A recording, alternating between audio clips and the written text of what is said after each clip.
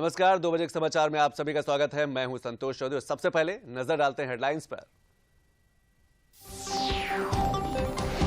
Global investor summit 2023 को लेकर घरेलू रोड शो की कमान संभालेंगे मुख्यमंत्री योगी आदित्यनाथ। देश के 9 बड़े शहरों में होने जा रही रोड शो की मुंबई से होगी शुरुआत।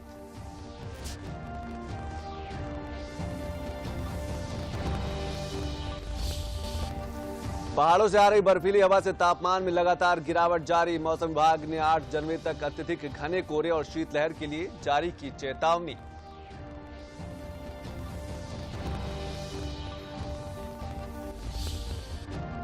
भारतीय विशिष्ट पहचान प्राधिकरण ने एक नई सुविधा की पेश। अब परिवार के मुखिया की सहमति से भी बदलेगा आधार में पता बदलने को परिवार के मुखिया के संबंधों का देना होगा प्रमाण पत्र।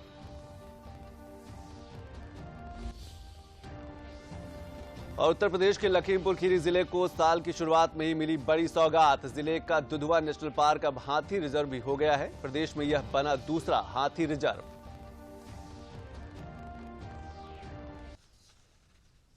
तो चलिए खबरों पर विस्तार से नजर डाल लेते हैं और बात करते हैं ग्लोबल इन्वेस्टर समिट की। ग्लोबल इन्वेस्टर समिट 2023 को लेकर 16 देशों में हुए रोड शो की सफलता के बाद घरेलू रोड शो की कमान मुख्यमंत्री योगी आदित्यनाथ खुद संभालेंगे। 5 जनवरी से 27 जनवरी तक देश के 9 बड़े शहरों में होने जा रहे इन रोड शो की शुरुआत मुंबई से होगी, जहां सीएम योगी विभिन्न कार्यक्रमों में हिस्सा लेंगे। इस दौरान वह देश के बड़े उद्योग समूह के प्रतिनिधियों से मुलाकात कर उन्हें यूपी में निवेश का न्योता देंगे।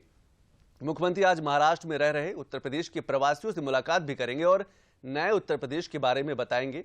5 जनवरी को सीएम योगी के दौरे की शुरुआत बैंकर्स और फिनटेक क्षेत्र से जुड़े लोगों से संवाद से होगी। इसके बाद वह मुंबई रोड शो में भाग लेंगे। यहां टाटा समूह, रिलायंस इंडस्ट्रीज, महिंद्रा गोदरेज, आदित्य बिरला समूह, Piramal enterprises, Parle agro, JSW group और स्टार एंड डिज्नी समूह के प्रतिनिधियों से भेंट करेंगे। इसके अलावा निवेश संबंधी अन्य गतिविधियों में भी हिस्सा लेंगे। और अब बात बदलते मौसम की करते हैं। पहाड़ों से आ रही बर्फीली हवा से तापमान में लगातार गिरावट जारी है। कड़ाके की सर्दी के साथ प्रदेश भर में आज भी कोहरा छाया रहा। मौसम विभाग ने प्रदेश के कई जिलों में घने कोहरे और शीतलहर का रेड अलर्ट जारी किया है। साथ ही 8 जनवरी को अत्यधिक घने कोहरे और शीतलहर की भी चेतावनी दी है। अगले 3 दिनों तक फिलहाल मौसम में किसी भी तरह का बदलाव नहीं होगा। वहीं शीतलहर के कारण जनपद लखनऊ के जिलाधिकारी सूर्यपाल गंगवार ने सभी बोर्डों के 12वीं तक के स्कूलों की आज से 7 जनवरी तक छुट्टी घोषित कर दी है। सभी सरकारी और निजी स्कूल जनपद में बंद रहेंगे। यह आदेश शिक्षक और गैर शैक्षिक कर्मियों पर भी लागू होगा। जिसकी वजह से फॉग पूरे प्रदेश में कोहरा बन जा रहा है और कोहरे की वजह से एक लेयर हमारे एटमॉस्फेयर में बन जाता है, जिसके वजह से कि जो हमारी सूरज की रोशनी होती है हमारे सरफेस पे नहीं पड़ती है, जिसके वजह से तापमान में गिरावट दर्ज होती है। तो अभी फिलहाल जो दिन का तापमान है वो भी अपने सामान से 5-6 डिग्री डाउन चल रहा है और जिसके वजह से ठंड गलन और थोड़ा सा हवाएं भी हैं, पश्चिमी हवाएं हैं, जिसके वजह से गलन है। पूरे प्रदेश में ही अभी अपने जो तापमान है, उच्चतम तापमान है, दिन का जो तापमान कहते हैं, वो अपने सामान से हर जगह काफ़ी कम है। इसके लिए हमने शीत दिन का अलर्ट जारी किया गया है। शीतलहर भी हमने 2 दिन के लिए अलर्ट जारी किया गया है। कुछ ही जिलों में रहेगा, लेकिन शीत दिन का प्रकोप अधिकांश जिलों में उत्तर प्रदेश में रहेगा।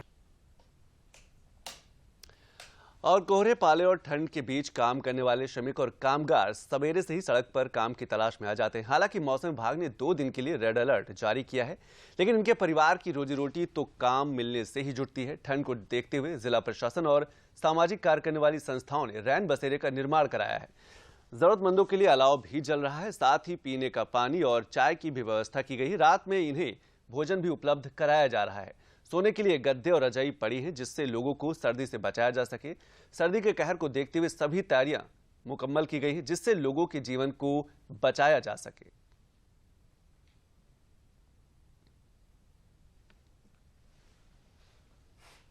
और हम बेलदारी का काम करते हैं। सरकार ने बहुत अच्छा सुविधा दिया है। यहाँ चाय पानी, खाना पानी, हर चीज़ व्यवस्था है, सब कुछ मिलता है और सरकार ने बहुत अच्छा काम किया। कोई यहाँ दिक्कत नहीं है, न रहने की, न चाय पानी, सब यहाँ मिल रहा है। कोई परेशानी, कोई दिक्कत नहीं है। सरकार ने बहुत अच्छा सुविधा बना के डाला है। यहाँ पे जो सुविधा यहाँ पे है, रजाई, तकिया है, गद्दा है, कम्बल है। यहाँ पे चाय की भी सुविधा हुई है कि आराम से आदमी आए अपना काम धंधा करे, या कहीं बाहरी से कोई आया है बाहर से किसी काम के कारण नहीं पहुँच पाया अपने स्थान पे, तो यहाँ पर रुककर अपना जो है समय गुजार सकता है इतनी ठंड में। यहाँ पे सुविधाएं तो आग भी जलती है, चाय कॉफ़ी रजैया गद्दा तकिया हर चीज़ की सुविधा है। यहाँ पे तो कोई प्रकार की दिक्कत नहीं, आग भी जलती है, हर चीज़ की सुविधा है, केवल कोई चीज़ की परेशानियाँ नहीं हैं। और वाराणसी में भी पिछले कई दिनों से सूरज के दर्शन मुश्किल हो गए हैं और दिनों दिन ठंड बढ़ती जा रही है। रात्रि में गलन बहुत ज्यादा होने से सड़कों पर सन्नाटा दिख रहा है। इस ठंड में लोगों को प्रशासन द्वारा जलाए गए अलावों से काफी राहत मिल रही है। रोडवेज और रेलवे स्टेशन पर लोग जगह जगह पर रजाई और कंबल में दुबके दिखे। ठंड और कोहरे के कारण वायु सेवा और रेलवे की यात्री ट्रेनें विलंब से चल रही हैं। मौसम विभाग ने आज तापमान न्यूनतम 10 डिग्री और अधिकतम 16 डिग्री तक रहने का अनुमान जताया है।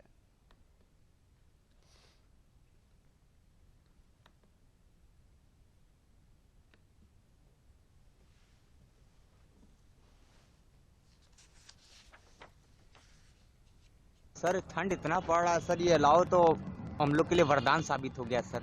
अलाव की वजह से सर हम लोग को बहुत राहत मिली है सर। हम लोग अयोध्या जा रहे थे तो हमारी जो ट्रेन है वाराणसी एक्सप्रेस बरेली वाली वो रद्द करवाई गई है।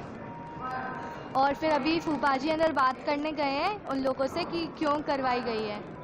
हमारा जो है नाम अशोक कुमार तिवारी है। हम रोहतास जिले के दाऊद थाना के इटवा पंचायत के बैरिया गांव के हैं और हम जो है अयोध्या के लिए यहाँ आकर बैठे हैं। अयोध्या के लिए जाने के लिए Chhapra express and Bareilly express रद्द की गई है।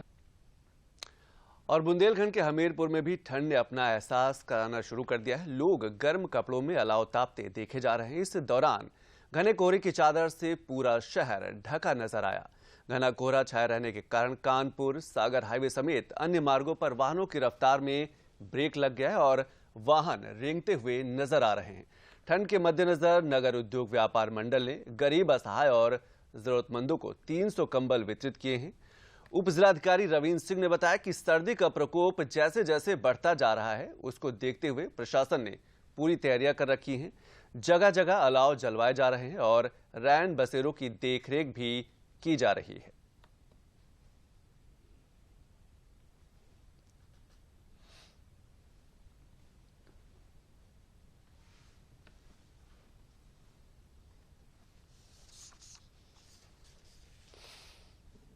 शीतलहर का प्रकोप निरंतर बढ़ता जा रहा है और आज हमने देखा कि सुबह काफ़ी ज़्यादा कोहरा था।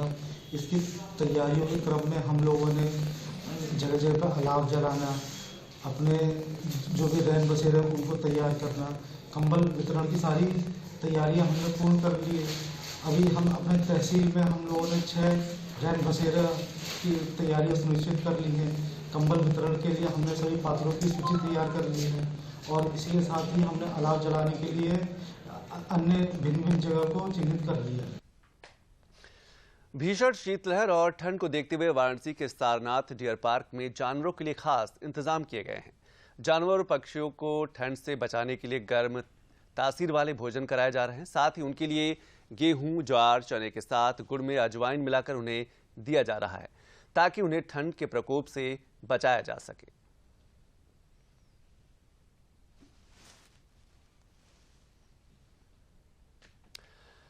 तो ठंड और शीतलहर चल रही है और इस पर और अधिक जानकारी के लिए हमारे साथ डॉक्टर अरविंद कुमार जुड़ रहे हैं जो एसोसिएट प्रोफेसर हैं, फिजियोथेरेपी से जुड़े हुए हैं और केजीएमयू से जुड़े हुए हैं। डॉक्टर साहब आपका बहुत बहुत स्वागत। तो सबसे पहले मैं आपसे यही समझना चाहता हूं कि शीतलहर है, कड़ाके की ठंड चल रही है, ऐसे में लोग अपनी सेहत का कैसे ध्यान रखें क्योंकि ठंड बहुत ज्यादा है। जी, दरअसल बाहर निकलकर मॉर्निंग वॉक या कसरत करना, जिम जाकर वर्कआउट करना ऐसे में संभव नहीं है जी, क्योंकि बहुत ही तापमान कम है। तो हमारे अनुसार जो है आप घर में ही रहकर फिटनेस एक्सरसाइज वगैरह कर सकते हैं, जिसमें कि जैसे आप अपने जो बच्चे हैं या पेट्स हैं, एनिमल्स हैं, उनके साथ आप खेल भी सकते हैं, जैसे कि हाइड एंड सीक गेम है या इंडोर गेम्स भी हैं वो भी खेल सकते हैं, रैकेट बॉल गेम है वो खेल सकते हैं। कुछ लाइट एरोबिक एक्सरसाइजेज हैं जैसे कि प्लैंक्स हैं या सिटअप है, पुशअप है, क्रंचेज हैं, इस तरीके की कसरत आप घर पर ही कर सकते हैं। बिल्कुल। जी, एक चीज और मैं आपसे समझना चाहूंगा, इस समय जो बुजुर्ग हैं जिनकी उम्र ज्यादा है, वो उनके लिए दिक्कतें भी ज्यादा है क्योंकि ठंड की वजह से वो ज्यादा परेशान है। ऐसे में क्या उनके लिए क्या दिशा निर्देश है, उनको कैसे अपने शरीर को स्वस्थ रख सकते हैं? हाँ, उनके लिए तो विग्रस एक्सरसाइजेज मना होती हैं, तो बेहतर है कि मेडिटेशन है, योगा है, या सिंपल जो हाथ और पैरों की एक्सरसाइज है वो बैठ करके खड़े होकर के कर सकते हैं। बच्चों के साथ खेल सकते हैं, छोटे मोटे गेम जैसे हाइड एंड सीक है, इस तरीके से, या फिर धीरे धीरे सीढ़ी चढ़ना उतरना है। इससे जो है हमारा कार्डियोवैस्कुलर सिस्टम जो है वो फिट रहेगा और हाथ पैर भी मजबूत बने रहेंगे। बिल्कुल डॉक्टर साहब, हम सभी जानते हैं कि जब भी हम सेहत की बात करते हैं तो उसमें खान पान की एक बड़ी भूमिका होती है। क्या घरेलू उपायों के माध्यम से या घर में जो सामान मौजूद है, क्या खान पान में भी इस समय थोड़ा सा बदलाव करने की जरूरत है? हाँ, खान पान में देखिए नियमित पौष्टिक आहार जो भी हम ले रहे हैं, जिसमें कि कैल्शियम, विटामिन, मिनरल्स, प्रोटीन, ये प्रचुर मात्रा में हो, और ज्यादा जो है ऑयली है या मसालेदार चीजें हैं, इन चीजों से थोड़ा परहेज करना चाहिए, क्योंकि पाचन जो है वो सही नहीं होता है। और ओवर ईटिंग मतलब ज्यादा खाने से भी बचना चाहिए जी। खासकर हरी सब्जियां हैं, फल हैं, मोटे अनाज हैं, इनका सेवन करेंगे तो ज्यादा लाभप्रद होगा। बिल्कुल। एक चीज और मैं आपसे समझना चाहता हूँ कि जो लोग रोज बाहर निकलते हैं नौकरी के लिए, बाहर काम के लिए, क्या उनको ज्यादा सावधानी बरतने की जरूरत है, चाहे हम कपड़े पहनने की बात करें या खान पान की बात करें? बिल्कुल बिल्कुल। बाहर निकल रहे हैं तो देखिए टेम्परेचर वेरिएशन बहुत होता है जी। कम से कम 10 डिग्री टेम्परेचर का वेरिएशन होता है। अगर ऐसे में हम अपने शरीर का ख्याल नहीं रखेंगे और एकदम से अगर कोल्ड एक्सपोजर हुआ तो कहीं ना कहीं ये हमारे लिए नुकसानदायक हो सकता है, जिसमें कि सर्दी भी लग सकती है। तो इस ऐसे में आप जब बाहर निकल रहे हैं तो पर्याप्त मात्रा में गर्म कपड़े पहन करके निकलें। और खान पान में जरूरी है कि आप जो है अपने शरीर की जो प्रतिरक्षा है, इम्यूनिटी है, वो बढ़ाने के लिए प्रोटीन और विटामिन से भरपूर जो भी अनाज हैं, फल हैं, वो लेते हैं। अंडा है वो सेवन कर सकते हैं। तो कुल मिलाकर खान पान में भी बदलाव करने की जरूरत है क्योंकि शीतलहर जारी है और ठंड का जो प्रकोप है लगातार बढ़ता जा रहा है। बहुत बहुत शुक्रिया डॉक्टर साहब इस सभी जानकारी के लिए। और अभी वक्त हो चला एक छोटे से ब्रेक का। ब्रेक के बाद जब वापस आएंगे तो कुछ और खबरों पर नजर डालेंगे। ये विशाल है ना, इसका सब प्रॉपर चलता है। कल उसके बैंक अकाउंट में 15,000 रुपए का फ्रॉड हुआ है, पता है? इसको तो कोई टेंशन ही नहीं होती है, देखना। टेंशन क्यों? मेरी कोई गलती नहीं थी। फिर भी फ्रॉड होने पर मैंने तुरंत बैंक को इन्फॉर्म कर दिया। आरबीआई कहता है अगर आपके अकाउंट से किसी ने धोखे से पैसे निकाले हैं तो बैंक को जल्द से जल्द इन्फॉर्म कीजिए। 3 दिन के अंदर इन्फॉर्म किया तो कोई नुकसान नहीं होगा। जितना लेट करोगे उतना ज्यादा नुकसान। और सुन, सब चलता नहीं है, प्रॉपर चलाना पड़ता है। और हाथी रिजर्व भी हो गया है जो कि क्षेत्रफल के लिहाज से देश का 8वां सबसे बड़ा हाथी रिजर्व होगा और प्रदेश में दूसरा हाथी रिजर्व बन गया है। इस हाथी रिजर्व में पीलीभीत का टाइगर रिजर्व, बहराइच का करतनिया घाट और दुधवा टाइगर के अलावा दक्षिण खीरी रेंज का मोहम्मदी और महेशपुर रेंज शामिल किया गया है। इस हाथी के रिजर्व के लिए केंद्र सरकार के स्तर से पहले ही मंजूरी मिल गई थी। अब प्रदेश सरकार ने भी इसकी अधिसूचना जारी कर दी है। और उत्तर प्रदेश निकाय चुनाव के मामले में सुप्रीम कोर्ट आज सुनवाई करेगा। उत्तर प्रदेश सरकार ने शीर्ष अदालत में हाईकोर्ट द्वारा तत्काल प्रभाव से बिना ओबीसी आरक्षण लागू किए नगर निकाय चुनाव कराने की फैसले को चुनौती दी है। बीती 5 दिसंबर को उत्तर प्रदेश सरकार ने नगर निकाय चुनाव की आरक्षण सूची जारी की थी, जिसमें ओबीसी और एसटी, एससी के लिए सीटें आरक्षित की गई थी। इस आरक्षण के खिलाफ हाईकोर्ट की लखनऊ बेंच में याचिका दायर की गई, जिसमें कहा गया कि ओबीसी आरक्षण देने में सुप्रीम कोर्ट के द्वारा जिस ट्रिपल टेस्ट को आवश्यक बताया गया था उसका पालन नहीं हुआ है। और भारतीय विशिष्ट पहचान प्राधिकरण UIDAI ने नागरिकों के अनुकूल नई सुविधा पेश की है। इसके तहत उन्हें घर के मुखिया HOF की सहमति से आधार में दर्ज पते में ऑनलाइन सुविधा सुधार करने में सहायता मिलेगी। आधार में HOF आधारित ऑनलाइन पते में सुधार की सुविधा से बच्चों, जीवन साथी, अभिभावकों और आदि ऐसे संबंधियों को काफी सहायता मिलेगी जिनके पास अपने नाम पर दस्तावेज नहीं होते हैं। देश के भीतर विभिन्न वजहों से शहरों और कस्बों का पलायन करने वाले लोगों को देखते हुए यह सुविधा देश के लाखों लोगों के लिए लाभकारी होगी। 18 वर्ष से अधिक उम्र का भी निवासी इस उद्देश्य के लिए HOF हो सकता है। आपको myaadharuidi.gov.in पर लॉगिन करना है और उसके बाद आप ऑनलाइन सुधार के लिए आवेदन कर सकते हैं। इस सेवा के लिए 50 रुपए शुल्क का भुगतान करना होगा।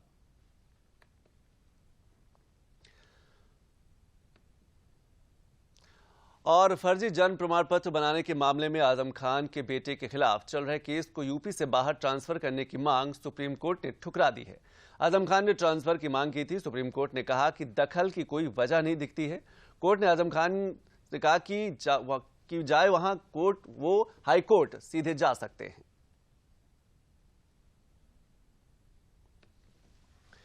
और मुख्यमंत्री योगी आदित्यनाथ ने कल लखनऊ में एक उच्च स्तरीय बैठक में सड़क सुरक्षा को महत्वपूर्ण बताते हुए सड़क दुर्घटनाएं रोकने के लिए मिशन मोड में प्रयास करने के निर्देश दिए हैं। उन्होंने कहा कि इन दिनों उत्तर प्रदेश में कड़ाके की ठंड और घने कोहरे का मौसम चल रहा है और इस अवधि में सड़क दुर्घटनाओं में भी कोहरे के कारण बढ़ोतरी देखी जा रही है। मुख्यमंत्री ने कहा कि विगत एक वर्ष के अंदर प्रदेश में 21,200 से अधिक लोगों की मृत्यु सड़क दुर्घटनाओं में हुई है, जबकि कोरोना जैसी वैश्विक महामारी के दौरान पिछले 3.25 वर्ष की अवधि में प्रदेश में मात्र 23,600 लोगों की मृत्यु हुई है। ये स्थिति चिंताजनक है। मुख्यमंत्री ने कहा कि सड़क दुर्घटनाओं को कम से कम करने के लिए 5 E यानी कि education, enforcement, engineering, emergency care और एनवायरनमेंट पर फोकस करते हुए एकजुट होकर कार्य करना होगा। मुख्यमंत्री ने कहा कि सड़क सुरक्षा केवल एक विभाग की जिम्मेदारी नहीं है, ये सामूहिक प्रयासों से ही संभव हो सकेगा। और अब बात कोविड की कर लेते हैं। राष्ट्रव्यापी कोरोना रोधी टीकाकरण अभियान सफलतापूर्वक जारी है। राष्ट्रव्यापी टीकाकरण अभियान के तहत देश में अब तक 20 करोड़ 11 लाख से अधिक टीकों की खुराक दी जा चुकी है। पिछले 24 घंटे में कुल 48,292 टीके लगाए गए हैं। वहीं अब तक 22 करोड़ 41 लाख एहतियाती टीके लगाए जा चुके हैं। टीकाकरण अभियान देश में लोगों की कोविड से सुरक्षा का एक महत्वपूर्ण माध्यम है और लगातार इसकी उच्च स्तर पर समीक्षा और निगरानी की जा रही है। और मथुरा के वृंदावन में ठाकुर बांके बिहारी मंदिर में आए दिन होने वाले हादसों की रोकथाम और श्रद्धालुओं की सुविधा के लिए प्रस्तावित कॉरिडोर के निर्माण को लेकर प्रक्रिया शुरू हो गई है। श्री कृष्ण जन्माष्टमी पर ठाकुर बांके बिहारी मंदिर में मंगला आरती के दौरान 2 श्रद्धालुओं की मौत हो गई थी। इसके बाद सरकार द्वारा मंदिर में भीड़ नियंत्रण के लिए मंदिर के 5 एकड़ एरिया में कॉरिडोर निर्माण का प्रस्ताव इलाहाबाद हाईकोर्ट में दिया है, जिसके लिए हाईकोर्ट में सुनवाई चल रही और अगली सुनवाई 17 जनवरी को होनी है। इसी के तहत जिलाधिकारी पुलकित खरे ने कॉरिडोर क्षेत्र में उपलब्ध कराई जाने वाली भूमि का चिन्हांकन और मूल्यांकन करने के लिए 8 सदस्यीय कमेटी का गठन किया है।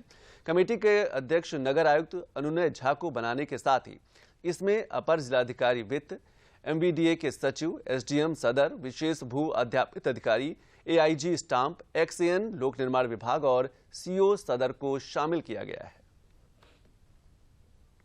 माननीय उच्च न्यायालय का आदेश जिसमें ये लिखा है कि detailed report with estimated cost, जिसमें लैंड कॉस्ट और डेवलपमेंट प्लान दोनों इंक्लूडेड है। इसके लिए हमने सर्वे का काम चालू कर दिया है। ये सर्वे कम से लगता है मुझे कि 3 से 4 दिन इसमें समय लगेगा। सर्वे में 4 टीम्स बनाई गई हैं सर्वे के लिए, जिसमें इंजीनियर्स भी हैं, लेखपाल भी हैं, सब रजिस्ट्रार भी हैं और पुलिस कर्मी भी हैं। और ये पूर्ण सर्वे करके इसी सप्ताह के अंत तक पूरी समिति अपना रिपोर्ट माननीय जिलाधिकारी के द्वारा माननीय उच्च न्यायालय को प्रेषित करेगी। और सरकार के प्रयास से भगवान राम की जन्मस्थली अब पर्यटन हब के रूप में निखर के सामने आ रही है। एक तरफ जहां अयोध्या में निर्माणाधीन भगवान राम का दिव्य और भव्य मंदिर पर्यटकों के आकर्षण का केंद्र बन रहा है, तो दूसरी ओर अयोध्या में पर्यटन सुविधाओं के विकास, राम की पैड़ी की सजावट और नगर के सौंदर्यीकरण के आकर्षण से पर्यटकों की संख्या लगातार बढ़ रही है। प्रशासन के अनुसार पिछले 1 साल में 2.5 करोड़ से ज्यादा पर्यटकों ने रामनगरी का भ्रमण किया और लगातार देशी विदेशी पर्यटकों का आगमन अयोध्या में बढ़ता दिख रहा है। राम की नगरी अयोध्या में होटलों, आश्रमों, धर्मशालाओं और अन्य आश्रय स्थलों की बुकिंग पिछले 1 साल में लगभग 90% बढ़ी है, जो कि अयोध्या में पर्यटकों की संख्या के बढ़ने का सबसे बड़ा उदाहरण है। राम का मंदिर बन रहा है, पर्यटकीय सुविधाओं का विस्तार हो रहा है, रोडें चौड़ी हो रही हैं, राम की पौड़ी सजी रहती है। इसको देखने के लिए इस वर्ष में जो है इस वित्तीय वर्ष में लगभग जो है 2.5 करोड़ से अधिक पर्यटक आए हैं और ये एक रिकॉर्ड है। और कानपुर देहात की जिलाधिकारी नेहा जैन ने जनपद में महोत्सव इन्वेस्टर समिट 2023 के कार्यक्रम की आधिकारिक घोषणा कर दी है। इस दौरान कार्यक्रम का लोगो जारी करते हुए उन्होंने पत्रकारों से वार्ता भी की। जिलाधिकारी ने बताया कि जनपद के लिए 1600 करोड़ रुपए के एमयू साइन हो चुके हैं। जिला प्रशासन ने 4000 करोड़ रुपए का लक्ष्य रखा है। जिलाधिकारी ने इन्वेस्टर समिट 2023 को लेकर अधिकारियों से चर्चा की और दिशा निर्देश भी दिए। उन्होंने बताया कि कानपुर देहात महोत्सव इन्वेस्टर समिट 2023 का जनवरी में आयोजन किया जाएगा। इसके साथ ही इन्वेस्टर समिट में कानपुर देहात में ज्यादा से ज्यादा उद्यमियों द्वारा एमयू व इंडेंट हस्ताक्षर भी करवाए जाएंगे। देखिए, आप जानते ही हैं कि प्रदेश सरकार इस चीज के लिए अग्रसर है कि प्रदेश में अधिक से अधिक निवेश आए, जिसके क्रम में ग्लोबल इन्वेस्टर समिट करी जा रही है 10 से 12 फरवरी लखनऊ में। उसी के परिप्रेक्ष्य में जनपद कानपुर देहात में भी, जैसे मैंने आपको पूर्व में भी बताया है, एक इन्वेस्टर समिट ऑर्गेनाइज करी जा रही है। विशेष बात यह है कि इस इन्वेस्टर समिट को हम लोग कानपुर देहात के महोत्सव के साथ कंबाइन कर रहे हैं, ताकि जो डिस्ट्रिक्ट का जो कल्चर है, जो संस्कृति है, उसको भी बढ़ावा मिल सके। और आजमगढ़ में विधान परिषद गोरखपुर फैजाबाद खंड स्नातक निर्वाचन की तैयारियां पूरी कर ली गई हैं। निर्वाचन की अधिसूचना गुरुवार 5 जनवरी को जारी होगी, जबकि मतदान 30 जनवरी को होगा। उप जिला निर्वाचन अधिकारी अनिल कुमार मिश्र ने बताया कि विधान परिषद गोरखपुर फैजाबाद खंड स्नातक निर्वाचन के लिए आजमगढ़ में कुल 30,631 मतदाता मताधिकार का प्रयोग करेंगे। इसके लिए आजमगढ़ में 38 स्थानों पर मतदेय स्थल बनाए गए हैं। उन्होंने बताया कि पिछले निर्वाचन की अपेक्षा इस बार आजमगढ़ में 3000 से अधिक नए मतदाता बने हैं। गोरखपुर फैजाबाद स्नातक निर्वाचन क्षेत्र में जनपद आजमगढ़ में कुल 30,621 मतदाता हैं। हमने यहाँ पे 38 मतदेय स्थल बनाए हुए हैं। हमारी सारी तैयारी पूर्ण है। 5 जनवरी को गोरखपुर में आयुक्त के यहाँ नामांकन पत्र लिए जाएंगे। मतदान की तारीख 30 जनवरी की है और 30 जनवरी को मतदान होने के लिए 29 तारीख को कलेक्ट्रेट से मतदान हेतु कार्मिकों को रवाना किया जाएगा। और झांसी में मंगलवार को बुंदेलखंड की सबसे बड़ी कार्रवाई करते हुए करौठा के समाजवादी पार्टी के पूर्व विधायक दीप नारायण सिंह यादव की 237 करोड़ रुपए की संपत्ति की कुर्की की गई। गैंगस्टर के मुकदमे दर्ज होने के बाद उनके खिलाफ ये कार्रवाई की गई है। कुख्यात लेखराज सिंह यादव को पुलिस कस्टडी से छुड़ाने की कोशिश करने के मामले में कई थानों की पुलिस के साथ पहुंची राजस्व विभाग की टीम ने गरौठा के समाजवादी पार्टी के पूर्व विधायक दीप नारायण सिंह यादव की 2 करोड़ 33 लाख रुपए कीमत की आरटीओ ऑफिस के पास स्थित कोठी को सील कर दिया है। इससे पहले भी दीप नारायण सिंह यादव की 1 अरब 30 करोड़ रुपए की संपत्ति कुर्क की जा चुकी है। समाजवादी पार्टी के पूर्व विधायक दीप नारायण सिंह यादव पिछले 3 महीनों से जेल में बंद हैं। गत 26 दिसंबर को पूर्व मुख्यमंत्री अखिलेश यादव भी दीप नारायण यादव से मिलने जेल पहुंचे थे। झांसी सदर के तहसीलदार लालकृष्ण ने बताया कि जिला मजिस्ट्रेट न्यायालय के आदेश के अनुपालन में दीप नारायण पर 14A की कार्रवाई की जा रही है। इसके तहत दीप नारायण की 237 करोड़ रुपए की संपत्ति कुर्क की जा रही है। अभी मून सिटी, बनगुआ और मैरी में भी पूर्व विधायक की संपत्ति पर कुर्की की कार्रवाई की गई है।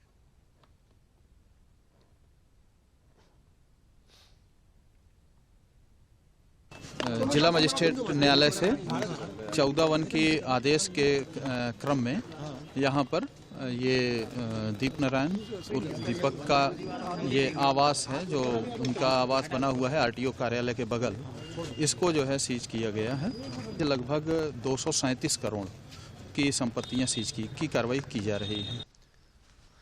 और तकनीक के बगैर जीवन की कल्पना तो नहीं की जा सकती, पर तकनीक के प्रयोग में संतुलन बेहद जरूरी है। आज की युवा पीढ़ी और बच्चे किस तरह से मोबाइल और ऑनलाइन गेमिंग के चलते सोशल मीडिया की गिरफ्त में है। इसीलिए केंद्र सरकार के आईटी मंत्रालय ने ऑनलाइन गेमिंग के लिए ड्राफ्ट तैयार किया है। अब सभी कंपनियों की जवाबदेही तय होगी। समाज का टूटता ताना बाना कहें, या परिवार की कमजोर होती टोर, या फिर नाना नानी की गुम होती कहानियां कहें, बच्चों का बचपन खो सा गया है। बच्चों किसी खालीपन का मौका मोबाइल ने उठाया और बड़ी ही आसानी से अपनी जगह बना ली, और आज बच्चे मोबाइल की गिरफ्त में हैं।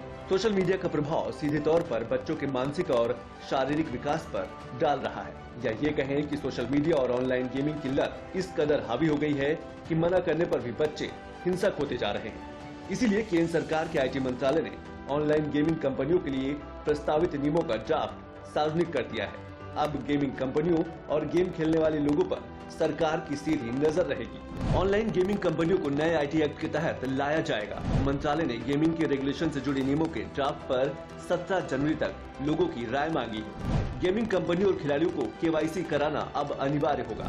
ड्राफ्ट में गेमिंग कंपनियों के जांच परख से जुड़े अतिरिक्त प्रावधान भी शामिल किए गए हैं। ड्राफ्ट के मुताबिक गेमिंग कंपनियों को सेल्फ रेगुलेटरी सिस्टम बनाना होगा।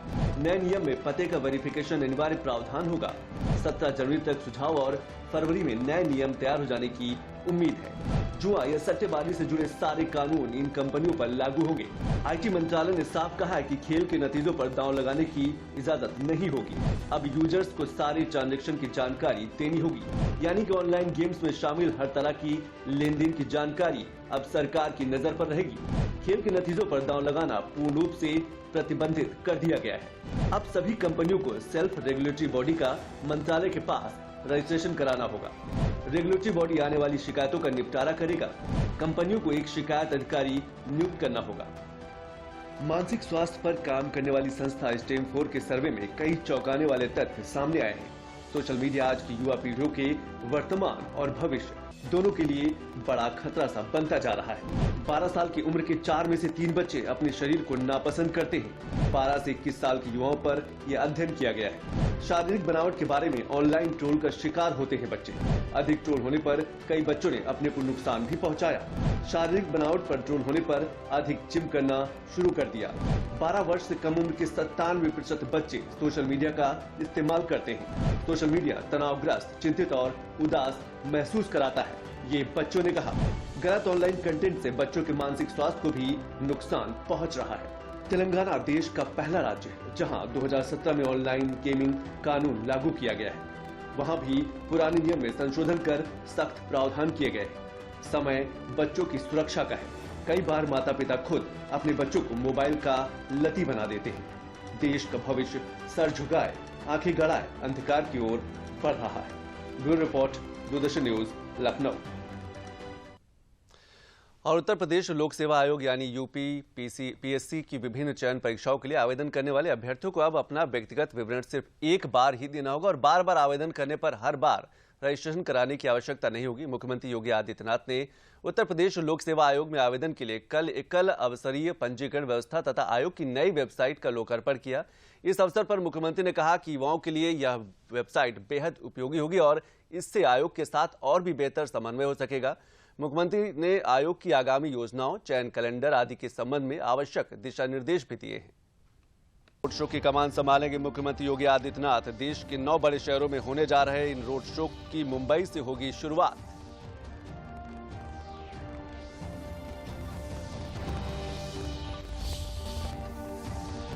पहाड़ों से आ रही बर्फीली हवा से तापमान में लगातार गिरावट जारी। मौसम विभाग ने 8 जनवरी तक अत्यधिक घने कोहरे और शीतलहर के लिए जारी की चेतावनी।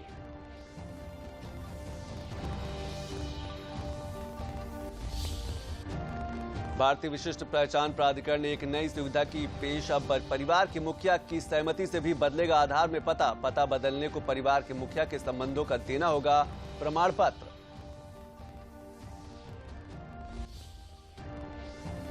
उत्तर प्रदेश के लखीमपुर खीरी जिले को साल की शुरुआत में ही मिली बड़ी सौगात। जिले का दुधवा नेशनल पार्क अब हाथी रिजर्व भी हो गया है। प्रदेश में यह बना दूसरा हाथी रिजर्व।